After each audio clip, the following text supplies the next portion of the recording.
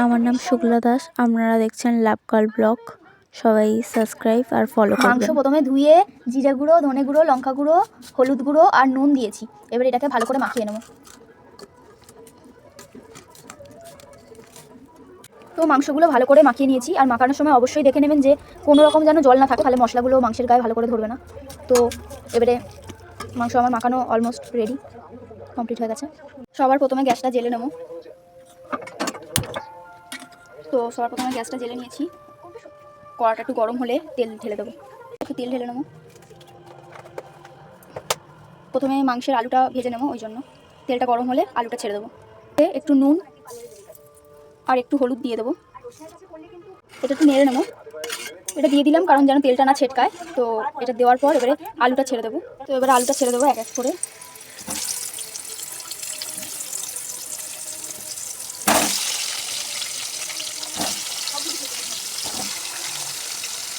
আলুটা একটু লাল করে ভেজে নেব।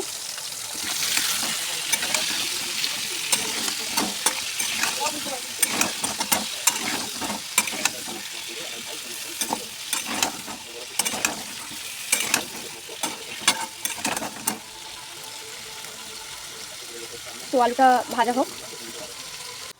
তো আমাদের আলু ভাজাটা হয়ে গেছে। মাছের আলু ভাজাটা প্রায় হয়ে এসছে। তো এবারে এটা তুলে নেবো আলুটা। তো এখানে মাংসের আলুটা তুলে নিচ্ছি, ভাজা হয়ে গেছে। তো এখানে তেজপাতা, ওই আলু ভাজার তেলটাতেই তেজপাতা আর গোটা জিরে দিয়ে দিলাম। তো এটাকে একটু ভেজে নিয়ে তো এবার গোটা গরম মশলা দিয়ে দিলাম। এবার একটু নেড়ে পেঁয়াজ দিয়ে দেবো। পেঁয়াজ দেওয়া হয়ে গেছে। এবার পেঁয়াজটা একটু ভাজা ভাজা হওয়ার পর টমেটোটা দেবো। তো টমেটোটা দিয়ে দিলাম পেঁয়াজ ভাজাতে। এবার নাড়বো। তো এবার আদা রসুনের পেস্টটা দিয়ে দেবো।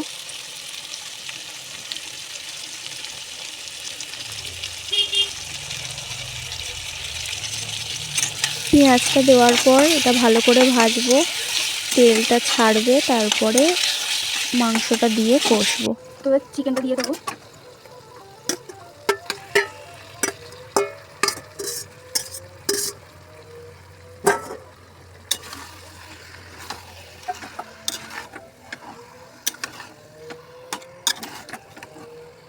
তো মাংসটাকে কষে নিচ্ছি ভালো করে। এটা অনেকক্ষণ ধরে একটু কষে নিতে হবে।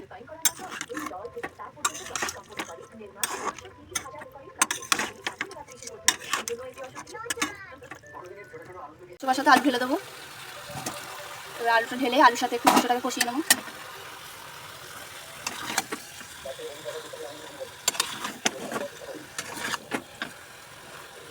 আলুর সাথে মাংসটা ভালোভাবে কষিয়ে নেবো। কষিয়ে তারপর জল ঢালবো। তো মাংসের নুনটা একটু কম হয়েছিল, তো আবার একটু নুন দিয়ে দিলাম। নুনটা দিয়ে এবার আবার নাড়বো।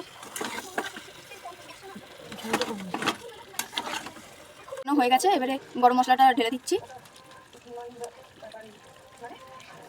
গরম মশলাটা ঢেলে দিলাম। এবারে এটা একটু নেড়ে নিয়ে জল ঢেলে দেবো। গরম মশলাটাকে দিয়ে দিলাম, তারপর জলটা ঢেলে দেবো। তো এবারে জলটা দিয়ে দিলাম। আপনারা আপনাদের মতো পরিমাণ মতো জল দিয়ে দেবেন। তো আমাদের এটা ঝোল ঝোল হবে মাংসটা, তাই জন্য একটু বেশি জল দিয়ে দিলাম। তো লাস্টে চেরা কাঁচা লঙ্কা দিয়ে দিলাম 3টে।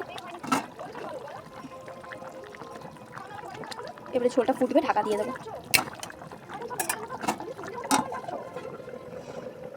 তো আমাদের মাংসের ঝোল কমপ্লিট হয়ে গেছে। এটা খেতেও খুব সুন্দর হয়েছিল। সত্যি কথা, আপনারা বানিয়ে দেখবেন ঘরেতে, সত্যি খুব ভালো হয়েছে। আপনারা না বানিয়ে বিশ্বাস করবেন না। আলুটাও খুব সুন্দর গলে গেছিল। তো খুব ভালো হয়েছে রান্নাটা। আমি খাওয়ার পরেই রিভিউটা দিচ্ছি, ভিডিওটা এডিট করার সময় এই ভয়েসটা অ্যাড করছি। তো সত্যি খুব সুন্দর হয়েছিল। আপনারাও ঘরেতে বানিয়ে খাবেন, দেখুন কেমন হয়, খেয়ে কমেন্টে জানাবেন।